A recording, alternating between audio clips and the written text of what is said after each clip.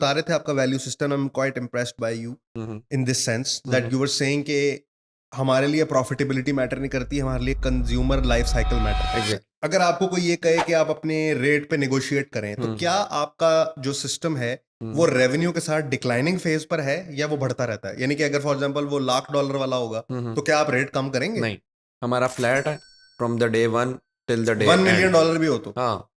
Okay, हाँ, okay. अच्छा, वैसे हम इसमें फ्लैट है। इसमें आपको आपका ख्याल नहीं है कि आपको वो रिवर्स स्टेयरकेस मॉडल कोई हम्म, बनाना चाहिए कि ज्यादा पैसे करोगे तो कम हम्म, रेट वगैरह वगैरह? हम असल में ना इस चीज़ के बिलीवर हैं कि अगर आपका बजट बढ़ रहा है ना तो हमारी वर्क फोर्स बढ़ रही है।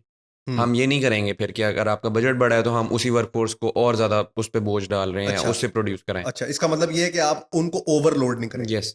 सो और उसके अलावा अगर आपका बजट अब इंक्रीज हो गया है तो उसके लिए हमें फिर dedicated resources, not just the ops ops resources, हमें फिर टेक के रिसोर्सेज, एचआर का रिसोर्स, तो हमें वो भी आपको अलग से अलॉट करना है। हम्म। तो वी वांट एवरीवन टू, हम हर बिजनेस को यानी हर क्लाइंट को इसी तरह परसीव करना चाहते हैं जैसे वो एक बिजनेस है। बिल्कुल ठीक है। क्योंकि हम अगर कह रहे हैं कि हम बिजनेस बिल्ड करके दे रहे हैं तो हम परसीव भी इसी तरह ही कर रहे हैं आपको, हम्म। कि हम बिजनेस के अंदर बिजनेसेस कर रहे हैं। हम्म। तो जहाँ जिस बिजनेस की कैपिटल बढ़ रहा है, ऑब्वियसली हम उसकी टीम पे भी काम कर रहे हैं कि हम्म। उसकी टीम भी बढ़े हम्म। और साथ साथ उसके सिस्टम्स भी अपग्रेड हो। हम्म। तो इट्स नॉट जस्ट दैट कि हम आपका बजट बढ़ रहा है तो हमारा काम उसी तरह से ही चल रहा है, ऑब्वियसली हम्म। इट अपग्रेड्स यही ईच इसका अदर। मतलब फर्क हुआ ना, एक एवरेज एवरेज जो में जो हम्म, कि बस बैठा काम कर रहा है, और एक वो हम्म, इदारा जो उसकी जिम्मेदारी ले रहा है। एग्जैक्ट।